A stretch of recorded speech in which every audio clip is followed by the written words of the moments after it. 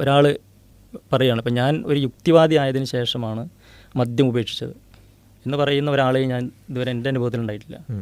അതേസമയത്ത് ഇസ്ലാം സ്വീകരിച്ചതിന് ശേഷമാണ് ഞാൻ മദ്യം ഉപേക്ഷിച്ചത് എന്ന് പറഞ്ഞ ആയിരക്കണക്കിന് ആളുകളെ അങ്ങനെ ഉണ്ടല്ലോ. അതുപോലെ തന്നെ യുക്തിവാദി ആയതിനു ശേഷമാണ് ഞാൻ വ്യഭിചാരം നിർത്തിയത് എന്ന് പറയുന്ന ഒരാളെയും കാണാൻ. അതേസമയത്ത് ഇസ്ലാം സ്വീകരിച്ചതിന് ശേഷമാണ് ഞാൻ ഇത് ലോകപ്രശസ്തർ വരെ ഉണ്ട് മാറിയെന്ന് പറയുന്നത്.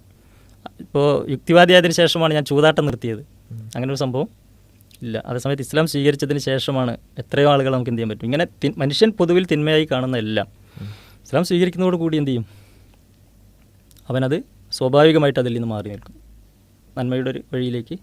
അങ്ങനെ ഉണ്ടല്ലോ. എന്നാൽ ഒരു യുക്തിവാദി ആയതിൻ്റെ പേരിൽ അങ്ങനെ നന്നാവുക എന്ന് പറയുന്ന അങ്ങനെ ഒരു സംഭവ യഥാർത്ഥത്തിൽ എന്തില്ല, അങ്ങനെ ഒന്നുമില്ല.